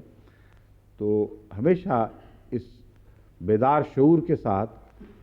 خدا کا شکر ادا کرتے ہیں، اور ان پر بھی دعائیں کرتے ہیں، ان کے لیے بھی جن کا شہادت کا فیض وہ کھا رہے ہیں۔ حضرت صاحبزادہ عبداللطیف شہید رضی اللہ تعالیٰ عنہ، ان کے خاندان کے اکثر افراد، میری ان سے خط و کتابت بھی ہے، تعلقات ہیں، ان میں بہت شدت کے ساتھ جذبہ بیدار ہے کہ جتنی برکتیں ہمیں ملی ہیں اسی شہادت کی ہیں۔ اور یہی ہے جو آیت کریمہ بتا رہی ہے کہ ان شہیدوں کی زندگی کی تم بات کرتے ہو، وہ تو پچھلوں کو بھی زندہ کر گئے، خود تو زندہ ہیں ہی، اپنے پچھلوں کو بھی زندہ کر گئے، اور ان کا فیض ان کو جو پہنچے گا خدا ان کو بتا چکا ہے کہ تمہارا فیض ہے جو پچھلی نسلوں کو پہنچنے والا ہے، وہ پہلے سے بہت بہتر حال میں ہو جائیں گے، اس لیے ان کے بارے میں کوئی غم نہ کرو۔ قومی لحاظ سے اس طرح کے قومیں بھی شہادتوں کے پھل کھاتی ہیں، اور جو اسلام کو ترقیات نصیب ہوئی ہیں، حضرت صلی اللہ علیہ وآلہ وسلم کے وصال کے بعد ان میں تیزی آئی ہے۔ بعض نادان یہ سمجھتے ہیں کہ بعد کی جو جنگیں کی ہیں وہ بہت اچھی جنگیں تھیں، قادسیہ کی جنگ میں یہ ہوا اور فلاں جنگ میں یہ ہوا، حالانکہ یہ آیت ہمیں بتا رہی ہے کہ ان زندوں کے فیض ہیں جو خدا کے حضور میں حاضر ہوئے ہیں، جو محمد رسول اللہ کے زمانے میں اپنی جانیں پیش کر کے قوم کو زندہ کر گئے، اور وہ جو زندگی ہے اس کا رزق ان کو وہاں ملتا ہے، اور اس دنیا میں جو پیچھے رہ گئے ان کو یہاں رزق ملتا ہے۔ اور قومی لحاظ سے بھی زندگی کا راز اسی بات میں ہے۔ اسی تعلق میں یہ ضروری ہے کہ شہداء کا خیال رکھا جائے، ان کے خاندانوں کا خیال رکھا جائے، جماعتی طور پر ایسا ہو، کیونکہ جب خدا کہتا ہے کہ میں ذمہ دار ہوں تو خدا کی جماعت بھی ذمہ دار ہے، اور اس کا فرض ہے کہ پیچھے رہنے والوں کی ضرورتوں کا خیال رکھے، لیکن اس ضمن میں بعض دفعہ کچھ تکلیف دہ تجربے بھی ہوتے ہیں۔ جماعت کا یہی مسلک ہے اور ہر ممکن کوشش کرتی ہے، یہاں تک کہ احمدیوں کے علاوہ بھی جو نظر آتا ہے کہ نیکی کے کام میں شہید ہوئے ہیں اور خدا کی خاطر مارے گئے ہیں، خواہ وہ اس معاملے میں بے اختیار بھی ہوں، یعنی ان کا مرنا اس وجہ سے ہوا ہے کہ وہ بھاگ ہی نہیں سکتے، مجبور ہیں، تب بھی جماعت ان پسماندگان کا خیال رکھتی ہے، اور بہت سے ایسے جن کو علماء نے ابھارا اور ایکسائٹ کر کے جانے دینے پر آمادہ کر دیا، وہ جب مر گئے بیچارے یا شہید ہو گئے تو ان کے پسماندگان کا کچھ حال ہی نہیں پوچھا۔ جماعت اللہ کے فضل سے ان تک بھی پہنچتی ہے، اور کشمیر میں جو خدمت جماعت سر انجام دے سکتی ہے وہ یہاں تک ہے، اور بمبئی کے فسادات میں بھی جماعت نے ایسا کیا، بہار کے فسادات میں بھی ایسا کیا، اگرچہ اس کا بدلہ الٹ دیا گیا۔ اور بمبئی میں بھی جہاں جماعت نے صرف تنہا تھی جو یہ خدمت کی، کہ پسماندگان کو جب جا کے پوچھا تو انہوں نے کہا تم کہاں سے آ گئے ہو؟ جن کے نام پر ہم مارے گئے تھے انہوں نے تو پوچھا ہی نہیں، ان کو پتہ ہی نہیں ہمارا حال کیا ہے۔ لیکن جب ایک دن یوم تبلیغ منایا تو بڑا مولویوں نے اس پر اشتعال دلایا، بعض احمدیوں کو اغوا کر کے ان کو اتنا مارا گیا کہ گویا مردہ کر کے چھوڑ گئے تھے، اور اللہ تعالیٰ نے پھر ان کو نئی زندگی بخشی، اس دنیا میں بھی اور اس دنیا میں تو ان کو ملے گی ہی۔ تو یہ میں بتا رہا ہوں کہ ہمارا جو یہ فعل ہے یہ بندوں کی خاطر نہیں ہے، ہمیں تجربہ ہے، ایسا ہوتا ہے۔ کشمیر میں بھی جو ان کے کیمپ ہیں ان میں اللہ تعالیٰ کے فضل سے مولوی کی نظر بچا کر جس حد تک ممکن ہے ہم خدمت کر رہے ہیں، اور ایسی جگہوں سے بھی ان کو مدد پہنچا رہے ہیں کہ اس کا وہاں ذکر ملتا ہی کوئی نہیں، اس تاریخ میں وہ لکھی نہیں جائے گی بات۔ مولوی کی نظر بچانا کیوں ہے؟ اس لیے نہیں کہ ہم مولوی سے ڈرتے ہیں، اس لیے کہ مولوی کے شر سے ان کو بچانا چاہتے ہیں، کیونکہ یہ واقعات بھی بارہا گزر چکے ہیں۔ کراچی میں ہماری خدمت خلق کے ہسپتال ایسے غریب علاقوں میں پہنچے جو موبائل ہسپتال تھے متحرک، جہاں ان غریبوں کو پوچھتا کوئی نہیں تھا۔ جب وہاں جماعت نے خدمت کا کام شروع کیا تو کچھ دیر کے اندر اندر مولویوں کی وینیں حرکت میں آئیں ان کو روکنے کے لیے اور جماعت کے خلاف اشتعال پھیلانے کے لیے، یہاں تک کہ وہ لوگ تو کہتے رہے کہ نہیں ہماری خدمت کرو، مگر مولوی نے حالات ایسے کر دیے کہ حکومت نے مجبور کر کے جماعت کی وہ خدمتیں روک دیں۔ تو ہمیں جو ڈر مولوی کا ہے وہ صرف مولوی کے شر سے ان کے ساتھیوں کو بچانے کا ڈر ہے، ورنہ مولوی کا ڈر تو کوئی نہیں، مولوی تو جو مرضی کر لے، اللہ تعالیٰ نے ہمیں بڑھانا ہی بڑھانا ہے، اور اللہ کے فضلوں کی راہ تو مولوی نہیں روک سکتا۔ ابھی حال ہی میں اس کی ایک مثال ہے، بوسنیا میں جو خدمت کی گئی اس وقت بھی یہ خطرہ تھا کہ یہ پروگرام سنتے ہی مولوی دوڑیں گے اس طرف اور کچھ نہ کچھ فتنہ مچائیں گے۔ چنانچہ ابھی ہفتہ 10 دن پہلے کی بات ہے، وہاں سے تفصیلی خبر ملی ہے کہ ہمارے جانے کے بعد ان کیمپوں میں جہاں کسی کی نگاہ نہیں پڑتی تھی کبھی، ان کیمپوں میں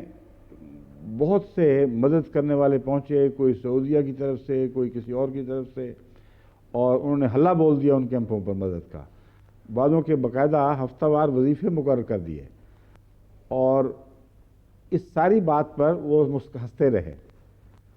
اور ان بوسنینز نے ہمیں اطلاع کی ہے، انہوں نے کہا کہ ہم نے کہا اچھا ہوا احمدیوں کی مدد سے ان کو بھی تو ہوش آئی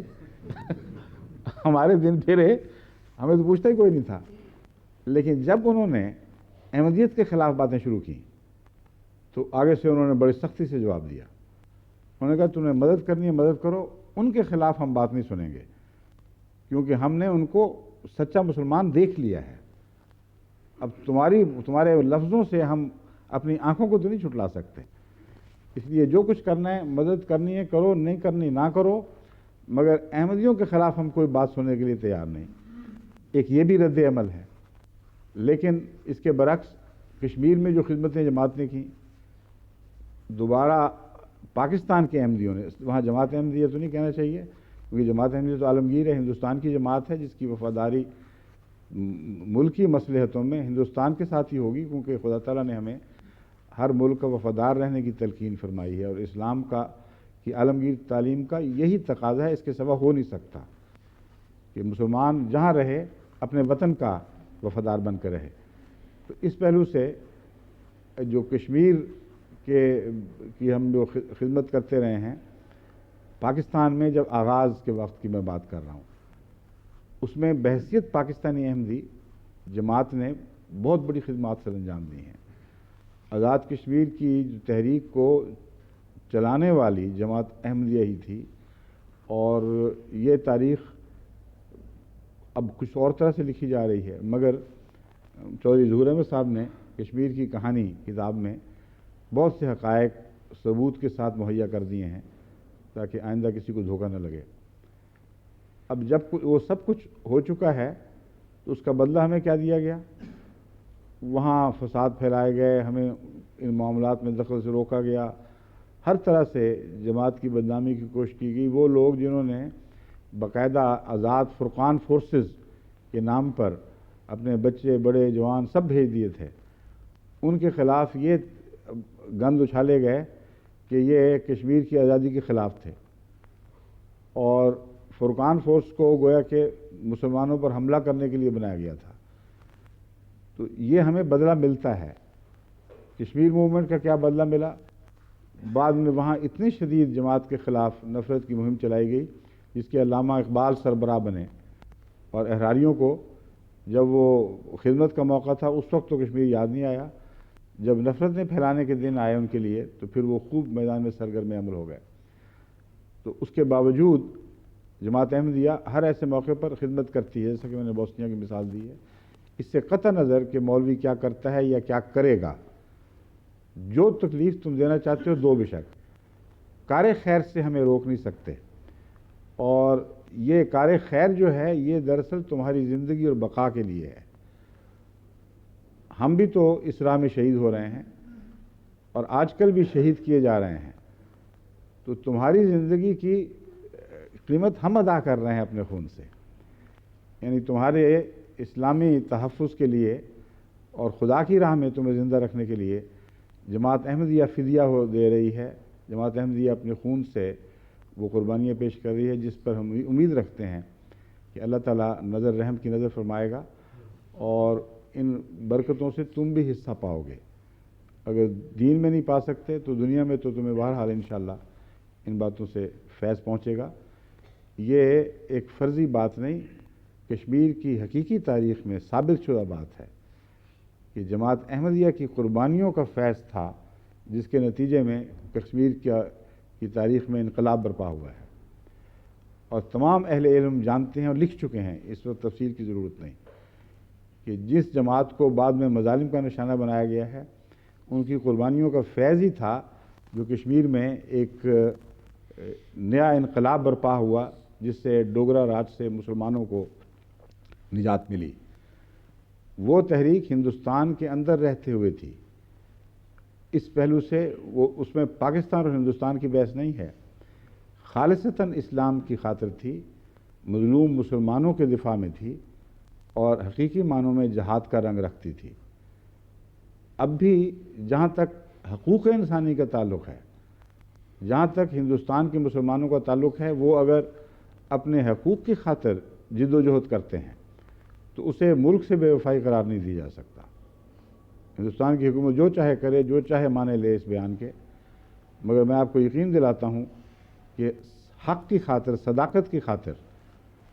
جو انسان کوشش کرتا ہے، جو جد و جہد کرتا ہے، اس کے مختلف دائرے ہو سکتے ہیں، مختلف شکلیں بن سکتی ہیں، مگر اگر وہ قانون کے اندر رہتے ہوئے جد و جہد ہو تو اسے ملک میں فساد نہیں کہہ سکتے۔ اگر قانون سے باہر نکل کر جد و جہد ہو تو وہ فساد بن جاتا ہے، تبھی ہجرت کا حکم ہے۔ اس لیے اس بات کو بھی خوب اچھی طرح سمجھ لیں کہ ہجرت کیوں کا حکم جن آیات میں ہمیں پڑھتے ہیں، مہاجرین اور انصار وغیرہ، ہجرت کا حکم ضروری کیوں ہے؟ جبکہ ملک کے اندر رہتے ہوئے ان کو یہ بھی تو کہا جا سکتا تھا کہ تم تقیہ کر لو اور اندر بیٹھ کر فسادات کرو اور وہ تخریبی کارروائیوں کے گروہ بناؤ۔ کہیں قرآن کریم نے اس کی اجازت نہیں دی۔ فرمایا اگر تم وہاں رہ سکتے ہو صبر کے ساتھ تو قربانیاں کرتے رہو، لیکن جب خدا تعالیٰ نے رسول کو ہجرت کا حکم دے دیا تو جو تم میں سے ہجرت کر سکتا ہے وہ ہجرت کر جائے، اور ہجرت کے بعد پھر تم آزاد ہو، پھر ناحق کے لیے پھر بھی آزاد نہیں۔ حق پر رہتے ہوئے جائز بدلہ جو تم لے سکتے ہو تمہیں حق ہے، تم بے شک لو۔ یہ میں اس لیے بھی بیان کر رہا ہوں کہ مجھے درس کے دوران یہ جرمنی سے ایک خط ملا ہے جس میں اس ذکر میں جنگ احد کے ذکر میں یہ پوچھا گیا ہے کہ آپ پھر یہ کیوں نہیں کہتے کہ جہاد کرو، لڑو ان سے، کیونکہ قرآن کریم سے تو پتہ چلتا ہے کہ جن کے حق مارے جائیں ان سے لڑائی کا حکم ہے۔ بات یہ ہے کہ لڑائی کا حکم بھی ہے، صبر کا حکم بھی ہے، اور مختلف ادوار ہیں۔ دونوں حکموں پر حضرت محمد رسول اللہ صلی اللہ علیہ وسلم نے عمل کر کے دکھایا۔ مکی دور 13 سالہ تھا اور مدنی دور 10 سالہ تھا۔ مکی دور میں کسی دفاعی کارروائی کی اجازت نہیں تھی، اور مکی دور میں اور مدنی دور میں صرف دفاعی کارروائی کی اجازت تھی، جارحانہ کارروائی کی نہیں تھی۔ تو آپ اور پھر قانون میں رہتے ہوئے، معاہدوں کے حدود کے اندر رہتے ہوئے، بس آپ تو ہر طرف معاہدوں سے جکڑے ہوئے ہیں۔ پاکستان میں رہتے ہوئے پاکستان کی وفاداری اور اس کے قانون کے تابع رہنے کا آپ عملاً معاہدہ کیے ہوئے ہیں، کیونکہ اسلام کے تابع ہیں، اس سے آپ باہر نہیں نکل سکتے۔ جو قومیں آپ کو پناہ دیتی ہیں ان کے ساتھ آپ کا عملاً معاہدہ ہے کہ ہم آپ کی قانون شکنی کر کے کوئی کارروائی نہیں کریں گے۔ بس کہاں سے یہ اپنے جوابی کارروائی شروع کریں گے؟ اس لیے جوابی کارروائی کا تصور ہی ناممکن ہے۔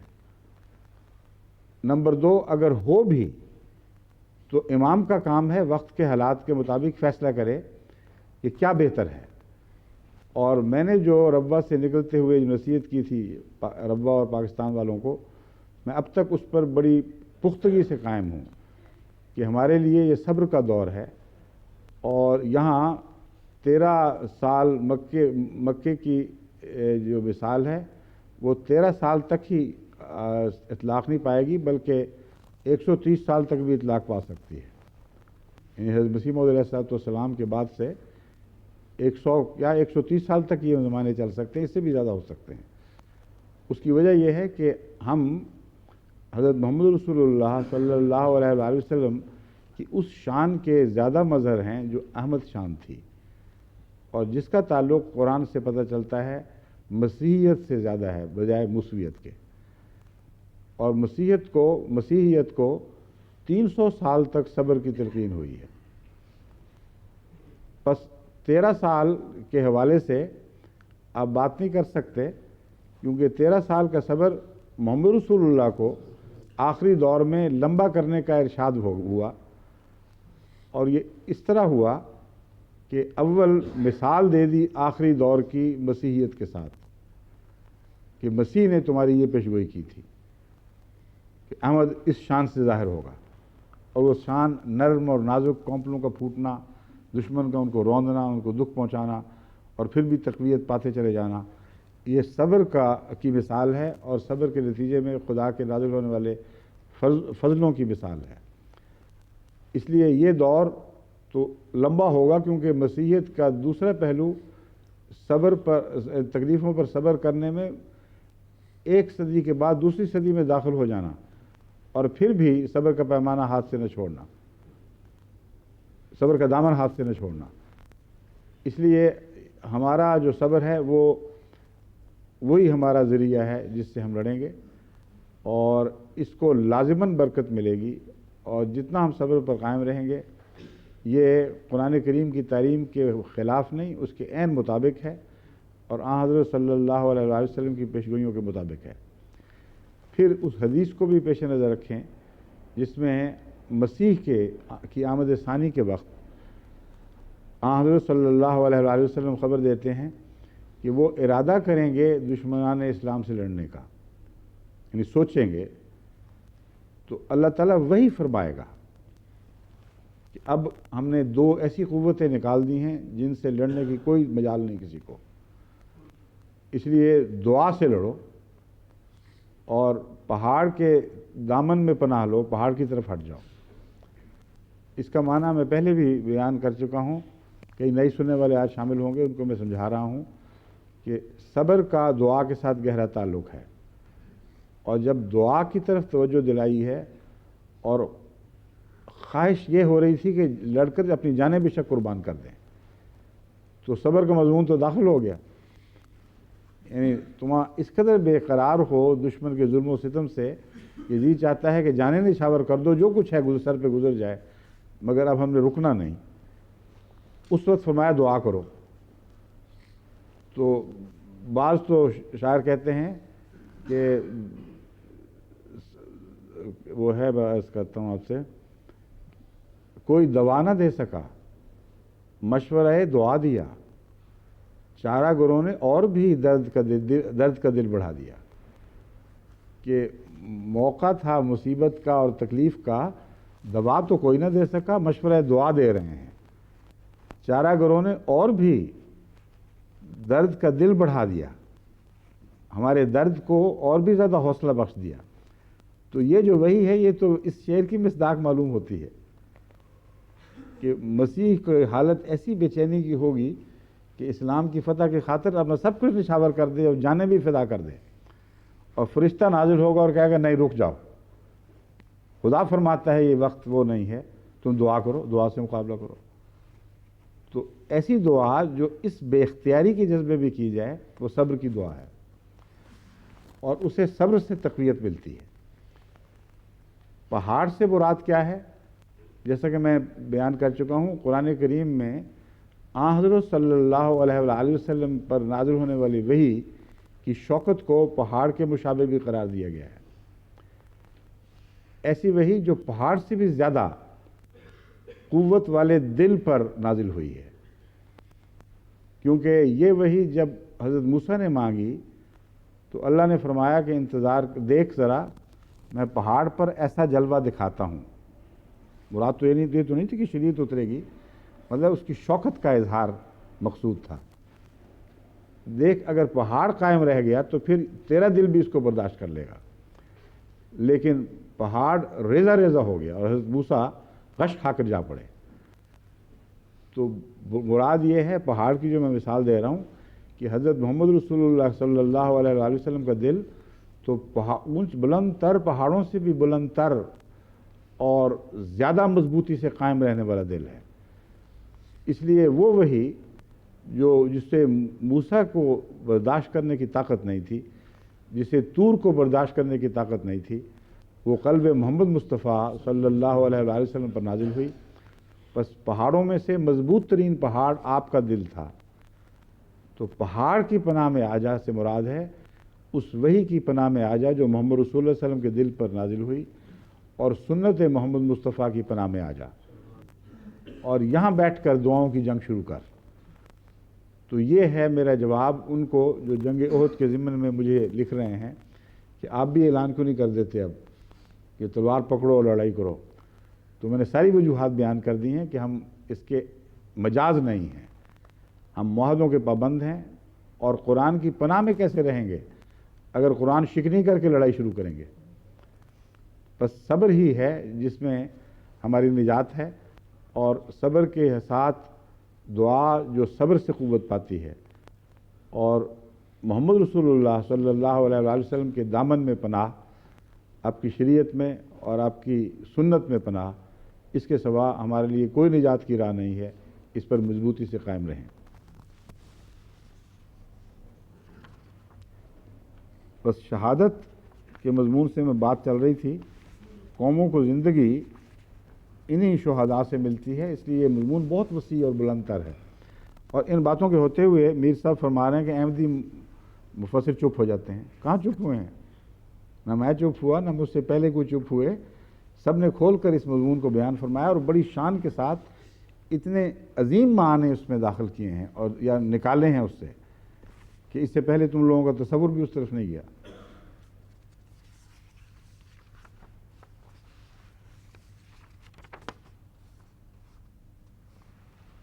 میں کہا وہ جو ان کا ہے وہ بھی دے دیں اس موقع پر، ان کی بات بھی ہو جائے. ہمارے اسیران راہ مولا جو قربانیاں دے رہے ہیں، باقی باتیں پھر صحیح اس کے بعد آئیں گی.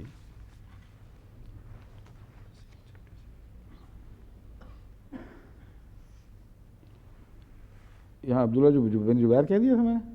بس وہی لفظوں کا دھوکہ مجھ سے ہو جاتا ہے۔ جابر بن عبداللہ کی بات ہو رہی تھی، کل بھی میں ان کا ذکر پہلے بھی کر چکا ہوں، اور عبداللہ بن جبیر تو وہ ہیں جو وہاں تھے درے پر قائم تھے، ان کا بھی ذکر کر رہا ہوں۔ یعنی یہ علم کے باوجود جہاں زبان غوطہ کھاتی ہے وہ میں بتا رہا ہوں، تو اچھا ہوا کسی نے فوراً بتا دیا۔ آئندہ بھی اگر کبھی ایسی غلطی ہو تو بلا تکلف فوراً بتائیں، کیونکہ یہ بالعمد غلطیاں نہیں ہیں، مگر اگر یہ قائم رہ جائیں تو بالعمد ہی شمار ہوں گی۔ اس لیے ہمارا فرض ہے کہ جتنی جلدی ان کو درست کیا جائے، کیا جا سکتا ہو کیا جائے۔ میں نے کہیں جابر بن عبداللہ کی روایت کی بجائے عبداللہ بن جبیر کہہ دیا تھا ابھی؟ اچھا ہوا، اسی وقت آپ کو دے دینی چاہیے تھی چیز، اتنا انتظار کیوں کیا؟ آئندہ سے اس معاملے میں تو بالکل ذرا بھی کوتاہی نہ کریں، جہاں کوئی غلط لفظ منہ سے نکل گیا اس لیے وہ درستی کرانا تو یہ ادب کا تقاضا ہے، نہ کہ نا درستی کرانا ادب کا تقاضا ہے۔ ہمارے کچھ یہ تو جماعت کی قربانیاں ہیں امت محمدیہ کے لیے، درد دل اور ساری دنیا میں اعلاء کلمت اللہ کے لیے ہم سب کچھ نچھاور کر رہے ہیں، اور اس کے برعکس پاکستان حکومت کا جماعت سے یہ سلوک ہے کہ وہ سارے جو اس وقت امت مسلمہ کا حصہ کے طور پر قانون تسلیم شدہ ہیں، وہ جو چاہیں حضرت محمد رسول اللہ اور آپ کے اقرباء پر اور آپ کے ازواج پر اور آپ کے صحابہ پر زبان تان دراز کریں، سب منظور ہے، یہ ساری اسلام کی عزت افزائی ہے۔ اور ہم اگر درود بھیجیں، ہم اگر لا الہ الا اللہ محمد رسول اللہ کا ورد کریں، تو یہ شدید گستاخی ہے حضرت محمد رسول اللہ کی پاکستان کے ملک میں، اتنی شدید کہ برداشت نہیں ہوتی ان سے۔ ہمارے الفضل کے ایڈیٹر مکرم نسیم سیفی صاحب، مرزا محمد دین صاحب ناز، آغا سیف اللہ صاحب، محمد ابراہیم صاحب، یہ سب الفضل اور ہماری دیگر اشاعتی رسالوں وغیرہ سے منسلک ہیں، اور قاضی منیر احمد صاحب، ان سب پر یہ مقدمہ بنایا گیا کہ تم نے حضرت صلی اللہ علیہ وآلہ وسلم اور شاعر اسلامیہ کی ہتک کی ہے، الفضل میں بعض ایسی باتیں کہی ہیں جن سے لگتا ہے کہ تم اپنے آپ کو مسلمان بنا رہے ہو۔ حالانکہ سیفی صاحب کے متعلق پہلے بہت سے لوگ یہ الزام لگاتے تھے کہ اتنا ڈرتے ہیں کہ جہاں اسلام کا نام آئے، جہاں قرآن کی آیت ہو، وہاں خالی نقطے ڈال دیتے ہیں اور آگے گزر جاتے ہیں۔ ایک جلسے کے موقع پر میں نے وضاحت کی تھی اور ان کی طرف سے دفاع کیا تھا کہ میں جانتا ہوں یہ بزدل نہیں ہیں، یہ تمہاری خاطر اس لیے ایسا کر رہے ہیں کہ کسی طرح بھی الفضل پر ہاتھ ڈالنے کا موقع نہ ملے، اور یہ فیض کا چشمہ جو جاری ہے یہ بند نہ ہو جائے، اس لیے ہرگز ان پر بزدلی کا الزام نہ لگاؤ۔ میں جانتا ہوں ان کو، یہ بہادر آدمی ہیں، اور یہی بات ثابت ہوئی۔ چنانچہ آخر انہوں نے ایک عذر تلاش کر ہی لیا ان پر ہاتھ ڈالنے کا، کہ انہوں نے حضرت مسیح موعود علیہ السلام کے متعلق حضور کا لفظ استعمال کیا ہے۔ اب حضور کی بات تو یہ ہے کہ وہاں ٹانگے والا ہر مسافر کے لیے حضور کا لفظ استعمال کرتا پھرتا ہے گلیوں میں، اور وہ جو جج ہیں شیعہ صاحب جنہوں نے یہ فتویٰ دیا ہے، انہوں نے اس بنا پر وہ مقدمہ جو 298 کا تھا اسے 295 میں تبدیل کروا دیا، اور کہتے ہیں کہ تم 298 سے ضمانت مانگ رہے ہو حضور کا لفظ رسول اللہ صلی اللہ علیہ وسلم کے سوا کسی اور کے متعلق۔ میرا دل چاہتا تھا کہ ان کو لکھوں کہ اگر آپ ثابت کر دیں کہ لفظ حضور حضرت صلی اللہ علیہ وسلم کے لیے خاص ہے تو حج کا ثواب نازل کروں گا حضور کی۔ کیسی جاہلانہ بات ہے، مگر ہمارے علماء بھی بیچارے ایسے ہی، ہمارے منصفوں کا بھی یہ حال ہو گیا، غریبوں کا، ان کو عام اردو نہیں آتی تو دین کیا سکھائے آدمی ان کو؟ لاہور گلیوں میں پھریں، دکانوں میں جائیں، حضور حضور حضور کر کے آپ سے مخاطب ہو رہے ہیں سارے، اور یہ زبان ہر جگہ استعمال ہو رہی ہے، اور یہ وہاں گستاخی رسول دکھائی نہیں دیتی۔ حضرت مسیح علیہ السلام کے لیے حضور کا لفظ استعمال کر دیا جائے تو کہتے ہیں گستاخی ہے۔ حضور کا محاورہ اور ہے، حضور کا محاورہ حضرت محمد رسول اللہ صلی اللہ علیہ وآلہ وسلم ہی کے متعلق استعمال ہوتا ہے کثرت سے، مگر یہ بھی غلط ہے کہ صرف حضور ہی کے لیے استعمال ہوتا ہے۔ بعض دوسرے ایسے وجود بھی ہیں جو آن حضور کہلانے کے مستحق نہیں، لیکن امت مسلمہ کے لٹریچر میں ان کے لیے آن حضور کا لفظ استعمال ہوا ہے، اور کسی نے کوئی اس پہ پکڑ نہیں کی، کسی نے اس پہ تکلیف محسوس نہیں کی۔ بس یہ وہ مظلوم ہیں جن کو پاکستان میں دشمن اسلام کے طور پر بھیانک سزائیں دی جا رہی ہیں، ان کو عدالتوں میں گھسیٹا جا رہا ہے، ان کو قیدوں میں پھینکا جا رہا ہے، نہایت سڑان والے جیلوں میں بند کیا جا رہا ہے۔ ان کی طرف سے، سیفی صاحب کی طرف سے، ان کے ساتھیوں کی طرف سے ایک پیغام ہے جو میں آپ کو پڑھ کے سناتا ہوں۔ ہم خدا کے فضل سے یہاں لفظ حضور پھر استعمال کر گئے ہیں اور مجھے پڑھنا پڑے گا۔ ہم خدا کے فضل سے حضور پر نور کی امیدوں پر پورا اتریں گے۔ ہمارا مورال بلند ہے اور اللہ تعالیٰ پر ہمارا ایمان لمحہ بلمحہ بڑھ رہا ہے، اور یہ بات ہماری زندگی کو روشن سے روشن تر کر رہی ہے اور ہماری روح کی تازگی کا باعث ہے۔ ہم خدا تعالیٰ کے فضل و کرم سے ہر مشکل سے، ذہنی ہو یا جسمانی ہو، ہرگز نہیں گھبراتے اور ہر بات کے لیے تہہ دل سے تیار ہیں۔ مراد ہے کہ اگر اس راہ میں جان دینی پڑے تو بالکل فکر نہ کریں، ہم خوشی سے حاضر ہیں۔ یہ وہ لوگ ہیں جو شہادتوں کی تمنا رکھتے ہیں، جو زندہ رہیں تب بھی شہید ہیں۔ یہ ہماری سعادت ہے کہ اللہ تعالیٰ کی خاطر جماعت کی نمائندگی ہمیں بظاہر یہ تکلیف دی جا رہی ہے، لیکن یہ تکلیف ہماری روحانی راحت کا باعث ہے۔ یہ بات ہمارے لیے ایک اثاثہ ہے جس پر ہماری نسلیں بھی فخر کریں گی۔